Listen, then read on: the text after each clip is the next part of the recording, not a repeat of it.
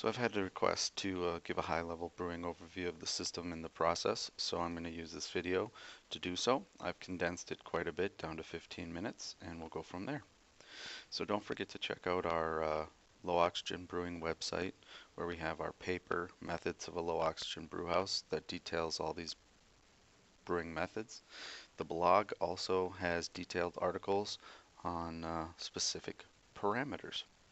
Also, if you want to see some beer stuff, don't forget to check out my brewery page on Facebook.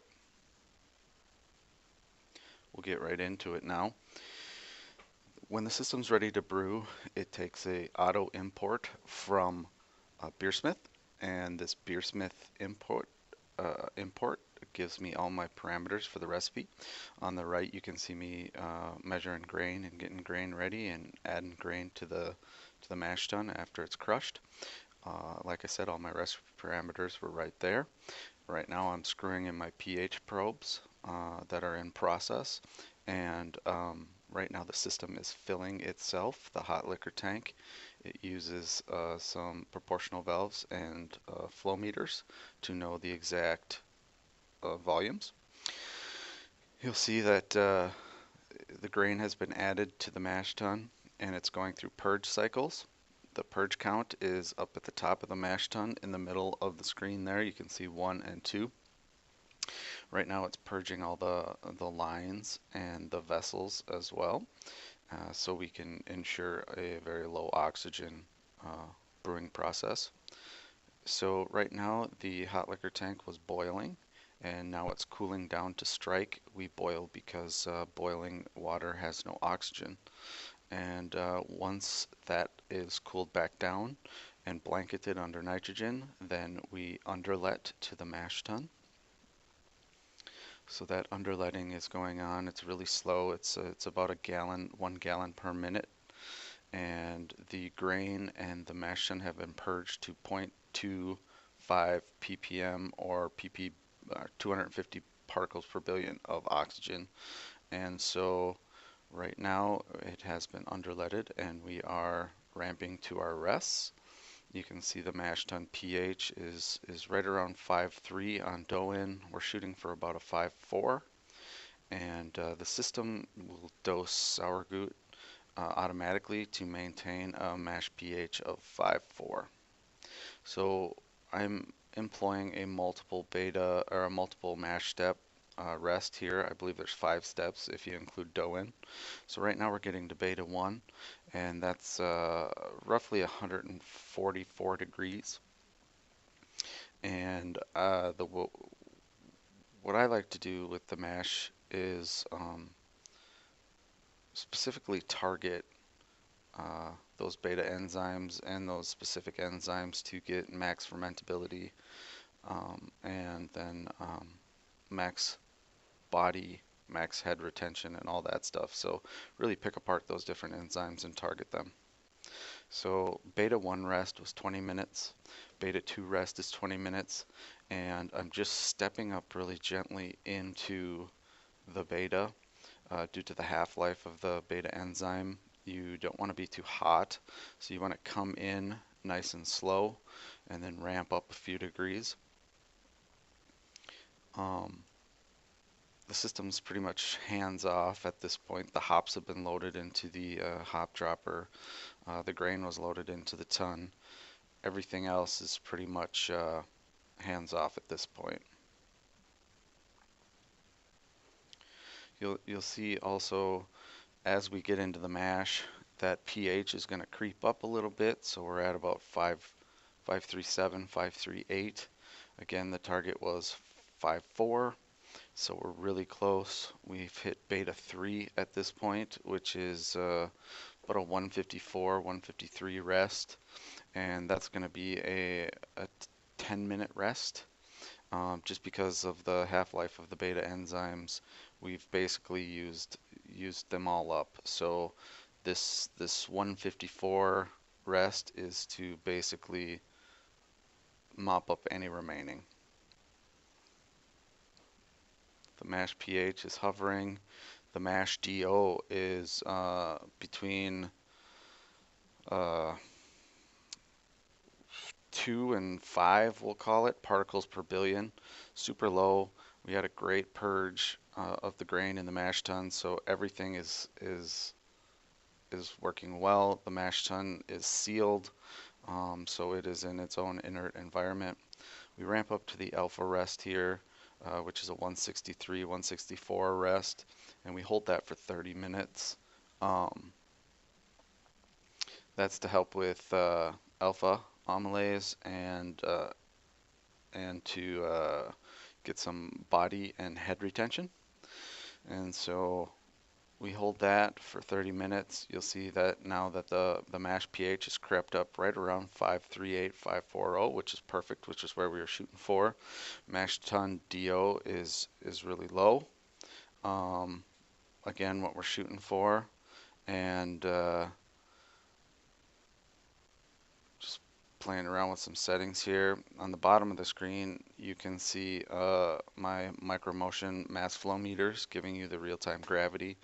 It's a 5-gallon no sparge batch, a target of 1.048, and I am at 1.044 right now going into the mash out. So that's basically the pre-boil. And I pick up a few gravity points in the boil because I do a nice soft slow boil. So we're right on track. You can see the recirc rate is at 2.33 gallons per minute. And everything is automated as far as the solenoids and valves to purge. Right now, the boil kettle is being purged of oxygen for the transfer after mash out. And you can see that the kettle DO is going down. And so we just did what I call a wort recovery, is to recover all the wort out of the piping, so I have no losses.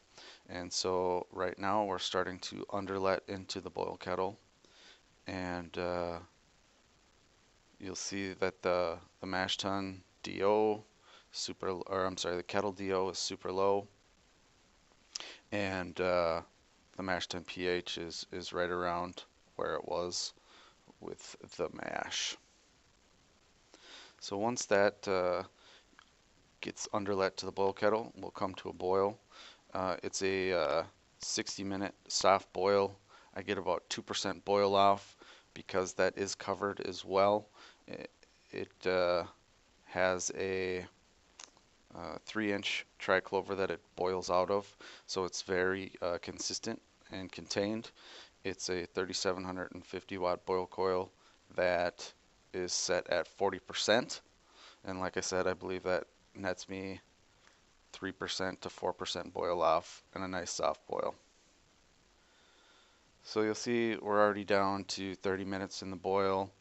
The hop dropper added its 60-minute addition already quite some time ago. So now we're just waiting for the boil to come down.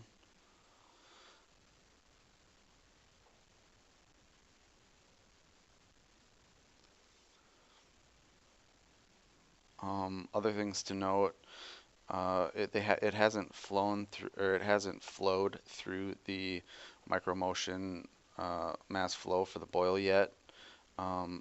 Those meters don't really like boiling temperatures because the bubbles come out of solution and you get some false readings, which we will see once I do my recirculation at 5 minutes. So there was some yeast nutrient, or some sauergut added and some yeast nutrient, and so the knockout boil addition happened of sauergut as well, and so you can see that on the LCD indicator screen. We're now going into chill, so we're now chilling the boil kettle. We have done the whole boil, and now we're just waiting for it to cool down to pitch temp. This was a summer wheat, just my easy going drinking wheat beer, American wheat beer. And so I think it's got a knockout of around 70 or 62 degrees. So you can see now we're flowing through the mass flow for the boil kettle, and we're right around 1.051. Um, so we're a little high on gravity, but that's okay. And here you can see I'm just playing with some graphing of looking at my boil pH and that kind of stuff. With brew control, you can do all this stuff on the fly, and it's pretty amazing. You can recall whatever you need to. And so I was just looking at my boil pH. I added some BSG Fermax to this, and I noticed my pH shot way up. So there must be something in that BSG Fermax that uh, buffers pH, or raises pH. So um, basically, what we missed was, or what happened too fast was there was a 30-minute sedimentation period to allow all the hot and cold trub to settle out. The boil kettle is coned, and so it can all settle to the cone there. And then we racked off to the fermenter, and on the way to the fermenter, there's an auto oxygenation set up with a stone and a DO probe. And so basically, I set the desired oxygen level, and it will do that on the fermenter out.